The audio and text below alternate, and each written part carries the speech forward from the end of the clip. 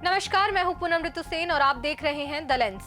हरियाणा के भिवानी में एक दिल दहलाने वाली घटना हुई जिसने पूरे देश का ध्यान इस ओर खींचा है। एक 19 साल की शिक्षिका, नाम मनीषा। पहले तो उसका परिवार उसके गुम होने की सूचना देता है, लेकिन पुलिस रिपोर्ट नहीं लिखती। ये कहती है कि वो तो किसी के साथ भाग गई होगी। लेकिन 2 दिन के बाद उसका शव मिलता है तो पता चलता है कि किसी ने जान लेने की कोशिश की है। लेकिन आधिकारिक रूप से इस मामले में काफी लीपापोती की गई और मौत के कारणों पर पर्दा डाला गया। पहले कहा गया कि ये हत्या है, लेकिन शव की हालत कुछ और ही बता रही थी।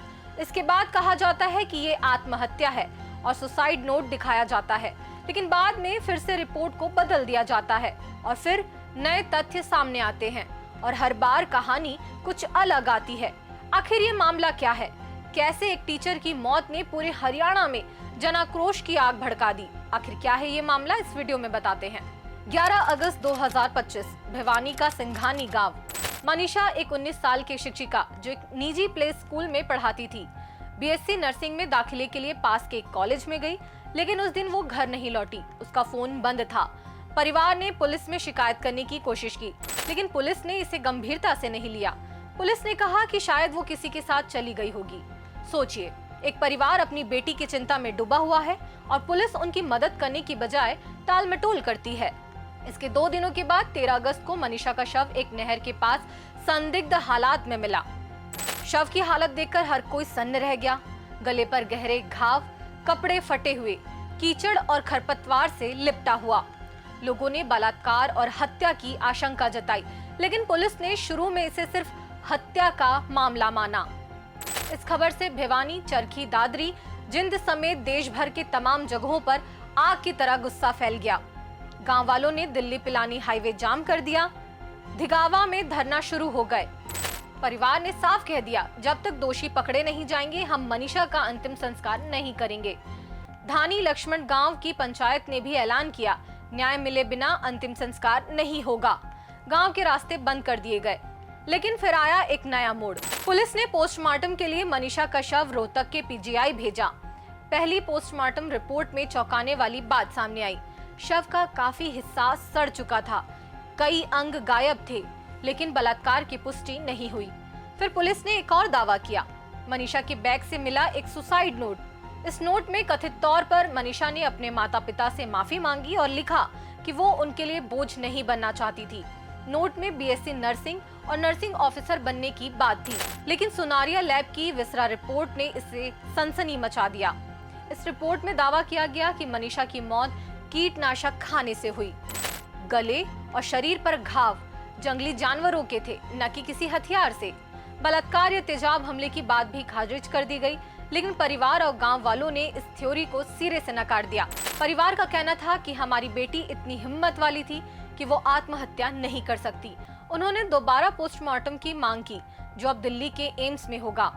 लोगों का गुस्सा देखकर हरियाणा के मुख्यमंत्री नायाब सिंह सैनी ने भिवानी के एसपी का तबादला करा दिया। लोहारू थाने के एसएचओ और 4 अन्य पुलिस कर्मियों को निलंबित किया गया। अंततः 20 अगस्त को इस मामले को सीबीआई को सौंप दिया गया। अब सवाल ये है, अगर पुलिस ने शुरू में ही गंभीरता दिखाई होती तो क्या आज ये नौबत आती? परिवार का आरोप है कि पुलिस ने सीसीटीवी फुटेज तक चेक नहीं किए। अब सीबीआई ने जांच शुरू कर दी है और मनीषा का शव एम्स में दोबारा पोस्टमार्टम के लिए भेजा गया है। लेकिन कहानी यहीं खत्म नहीं होती। इसमें आता है एक और ट्विस्ट। जब ये मामला तूल पकड़ता है तो लॉरेंस विश्नोई गैंग की एंट्री होती है।